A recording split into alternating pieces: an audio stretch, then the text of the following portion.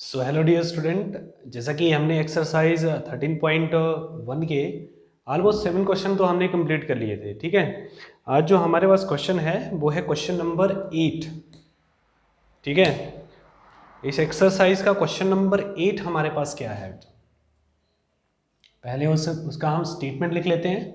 ठीक है, a die is thrown 3 times. A die is thrown 3 times. यहाँ पे आपके पास ई क्या आएगा बच्चों? 4 appears on the third toss. 4 appears on the third toss. और एफ आपके पास बच्चों आएगा 6 and 5 appear। 6 and 5 appears respectively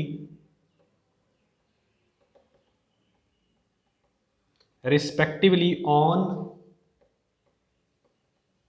first 2 tosses।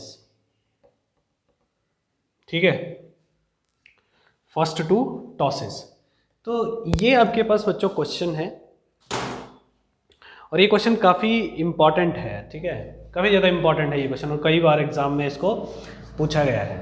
अब देखिए, एक डाई आप समझ रहे हो कि ऐसा डाई है ना, आपने देखा हुआ है जब आप लूडो खेलते हो तो उसमें भी उसके 6 फेजेस होते हैं ना, तो हर एक फेज के ऊपर एक नंबर लिखा होता है। ठीक है, तो वो डाई आपके पास है और उस डाई को आपने क्या करना है, 3 टाइम्स थ्रो करना है। ठीक है, तो जब आप उसको 3 टाइम्स बेटा थ्रो करोगे तो वो जो सैंपल स्पेस आएगा, ठीक है, जो सैंपल स्पेस आएगा आपके पास जब हम इसका सोल्यूशन करेंगे, तो देखो एक डाई को जब हम 1 टाइम करेंगे तो 6, then 6 2 time and then 3 times 36 and then 6 आपके पास किसके बराबर बनेगा? 216 आउटकम्स वहां पे होंगे। 16 आउटकम्स आप समझ रहे हो? 216 आउटकम्स का क्या मतलब है कि जब हम सैंपल स्पेस बनाएंगे तो उसके अंदर x, y, z इस तरह के एलिमेंट मौजूद होंगे। और इस तरह के कितने एलिमेंट मौजूद होंगे? जैसे 1 होगा, फिर 2 होगा, फिर 3 4 5 6, इस तरह के आपके पास 216 आउटकम्स जो हैं वो बनेंगे। लेकिन उन्हें बनाना फिलहाल एग्जामिनेशन शीट के ऊपर भी इम्पॉसिबल सा होगा, क्योंकि 216 तो आप बना नहीं सकते। लेकिन वो जो एलिमेंट होंगे, वो जो आउटकम्स होंगे, उसका वैल्यू डिपेंड किसके ऊपर करेगा। ठीक है, तो हम वो जो आउटकम्स हैं ये एक्स वाई कोमा जेड इस तरह के वो होंगे आपके पास, और उनका ऑर्डर कहाँ तक रहेगा? X comma Y comma Z, यानी कि वो स्टार्ट होंगे बेटे आपके पास ग्रेटर देन और इक्वल टू 1। यानी कि जो हम डाई का सैंपल स्पेस देखते हैं, डाई के ऊपर नंबर देखते हैं, तो वो होते हैं 1 2 3 4 5 और 6। ठीक है, तो वो ग्रेटर देन होते हैं और इक्वल टू 1 होते हैं।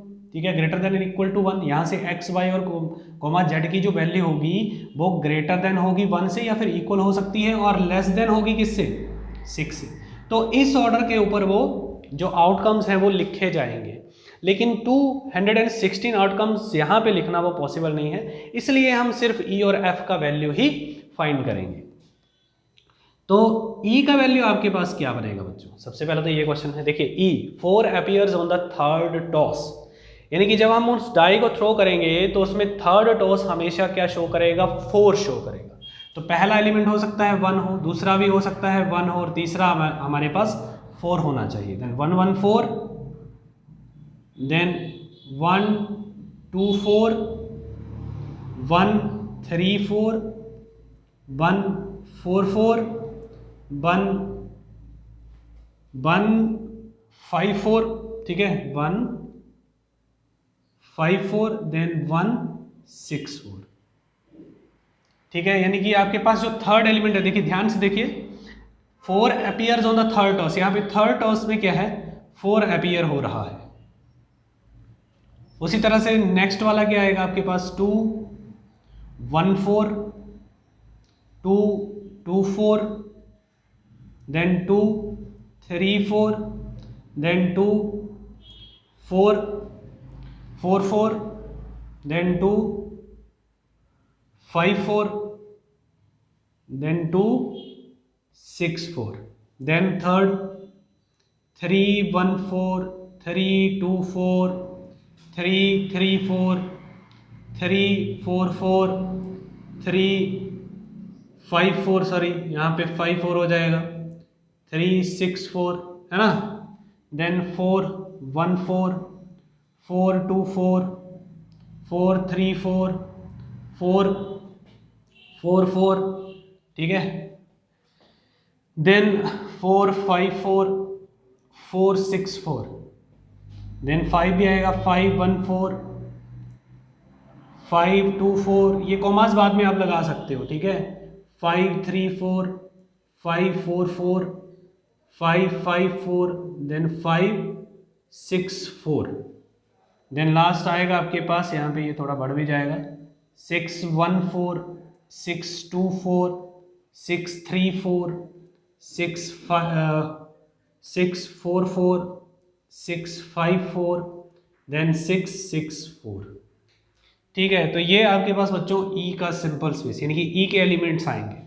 अब जहाँ पे कॉमा नहीं है आप वहाँ पे कॉमा इंट्रोड्यूस कर सकते हैं, यहाँ पे ठीक है, कॉमा लगाना है आपको, इधर इधर यहाँ पे भी, हर जगह आप यहाँ पे कॉमा लगा सकते हो, लगा नहीं सकते लगाना ही पड़ेगा, ठीक है, देखते जाइए जहाँ पे कॉमा नहीं है। तो ये आपके पास ई का इवेंट जो है वो बनेगा,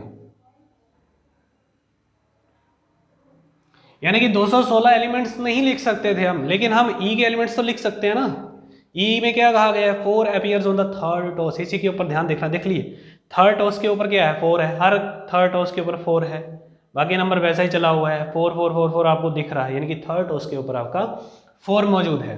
अब देखिए नेक्स्ट है आपके पास एफ, एफ क्या बनेगा बच्चों, एफ आएगा 6 and 5 appears respectively on first 2 tosses, first 2 tosses के ऊपर आपको 6 और 5 जो है वो अपीयर होना चाहिए, यानी कि यहां पे क्या बनेगा 6 5 1 6 5 2, देन 6 5 3, देन 6 5 4, देन 6 5 5, है ना, देन 6 5 6 6 5, और क्या चाहिए, और तो बनेगा नहीं, यही बनेगा सिर्फ,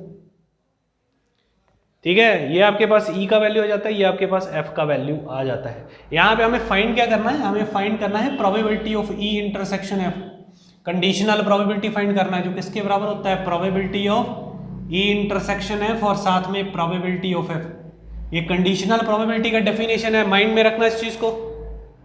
अब हमें इंटरसेक्शन एफ निकालना है, ई इंटरसेक्शन एफ निकालते हैं बच्चों, ई इंटरसेक्शन एफ, ध्यान से देखिए इंटरसेक्शन एफ, देखो जरा 6 5 1 यहाँ पे है, दोनों में कॉमन देखो 6 5 1 6 5 1, ये 6 5 5 5 5 5 5 1 कहीं नहीं है, 6 5 1 दिख रहा है कहीं, 6 5 1 तो कहीं नहीं है, 6 5 2 6 5 2 6 5 2 नहीं है, 6 5 3 6 5 3 भी नहीं है, 6 5 3 6 5 4, ये देखिए एक एलिमेंट आया सिर्फ 6 5 4, 6 5 5 6 5 5, ध्यान से देखिए 6 5 5 नहीं है, 6 5 6 6 5 6 भी आपके पास नहीं, यानी कि सिर्फ एक ही एलिमेंट, सिर्फ और सिर्फ एक ही एलिमेंट आपके पास कॉमन है यहाँ पे, तो 6 5 और वो है 4, 6 5 4। फिर से एक बार चेक कर लीजिए, 6 5 1 कहीं नहीं है, 6 5 2 कहीं नहीं है, 6 5 3 कहीं नहीं है, 6 5 4 सिर्फ एक है, 6 5 5 नहीं है, 6 5 6, तो सिर्फ एक ही एलिमेंट आपके पास यहाँ पे इंटरसेक्शन का रहा है, तो इसका प्रोबेबिलिटी कितना बनेगा, प्रोबेबिलिटी ऑफ इंटरसेक्शन है। अब कुछ बच्चे पता क्या करेंगे, कुछ बच्चे यहाँ पे लिख देंगे 1 अपॉन और इनका सैंपल स्पेस बना के लिख देंगे, यानी कि 1 2 3 4 5 6 है ये, यानी कि 42 लिख देंगे, लेकिन ये 42 नहीं है, हमारे पास टोटल जो आउटकम्स यानी कि टोटल सैंपल स्पेस जो बन रहा है वो 216 का है, ये बात ध्यान रहे। जो हमारे पास टोटल नंबर ऑफ आउटकम्स हैं वो हमारे पास 216 है, ना कि 42 है, इसका सैंपल स्पेस मत लिखते ना इधर। तो ये 1/216, ये क्वेश्चन नंबर 1 हो जाएगा।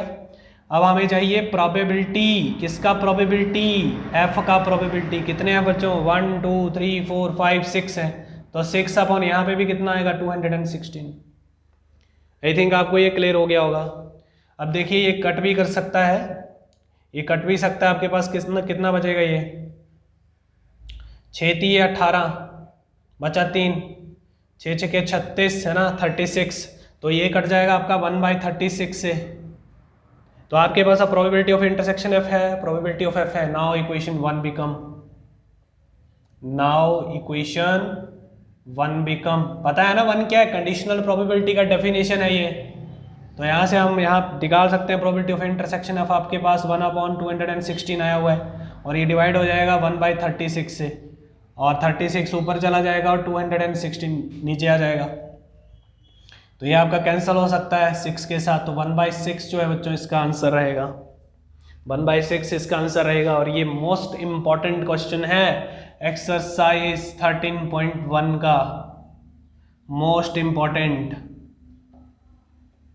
समझ रहे हो बात, यानी कि 4 मार्क्स यहाँ पे बिल्कुल मुफ्त के हैं। सिर्फ पहचानना यह है कि क्वेश्चन ने क्या कहा है। एक डाई को थ्रो करा है 3 टाइम्स उसको थ्रो करा है, तो हमें पता है उसमें 216 आउटकम्स बनेंगे। और आउटकम्स कैसे बनेंगे, वो एक्स वाई जेड की फॉर्म में बनेंगे, मतलब एलिमेंट जो होगा वो एक्स वाई जेड की फॉर्म में होगा, जिसमें जो एक्स वाई और जेड का जो वैल्यू है वो ग्रेटर देन और इक्वल टू 1 होगा और लेस देन और इक्वल टू 6 होगा। क्यों होगा, क्योंकि एक डाई के अंदर नंबर कितने होते हैं 1 2 3 4 5 6 तक होते हैं। तो हम पूरे के पूरे आउटकम्स को इस बोर्ड के ऊपर नहीं लिख सकते, इसलिए हमें जो कंडीशन दी है ई और एफ की वही हम यहाँ पे सिर्फ फुलफिल करेंगे। तो हमने ई की कंडीशन यहाँ पे लगा दी, जिसमें कहा गया था 4 appears on the third toss, तो हमने थर्ड टॉस के ऊपर 4 रखा हुआ है और उसके एलिमेंट्स हमने यहाँ पे निकाल लिए। फिर एफ की जो कंडीशन थी वो था 6 and 5 appears respectively on the first 2 tosses, तो 6 और 5 हमने फर्स्ट 2 टॉसेस के ऊपर अपीयर करके उसकी कंडीशन को यहाँ पे लगा दिया और उसके आउटकम्स लिख दे। उसके बाद हमारे पास जो कहा गया है कि probability of E by F हमें निकालना है, उसका फॉर्मूला हमें पता है, probability of E intersection F divided by probability of F. वहाँ पे हमने ये कंडीशन अप्लाई कर दी और उसके बाद हमने इंटरसेक्शन एफ निकाला, तो 6 5 4 ही सिर्फ एक कॉमन था, क्योंकि इंटरसेक्शन में सिर्फ कॉमन एलिमेंट को ही अप्रोच करते हैं। देन उसका प्रोबेबिलिटी हमने फाइंड करा इंटरसेक्शन एफ, जो कि अब आपके पास बना रहा है नंबर ऑफ इवेंट्स, यानी कि फेवरेबल कॉसेज और total number of favourable outcomes कितने थे 216, उसको डिवाइड किया इक्वेशन 1। देन एफ उसी तरह से निकाला और कंडीशन प्रोबेबिलिटी की डेफिनेशन लगा के हमने इस क्वेश्चन को सॉल्व कर दिया। ठीक है, तो इस तरह से आपने इस क्वेश्चन को सॉल्व करना है। Thank you.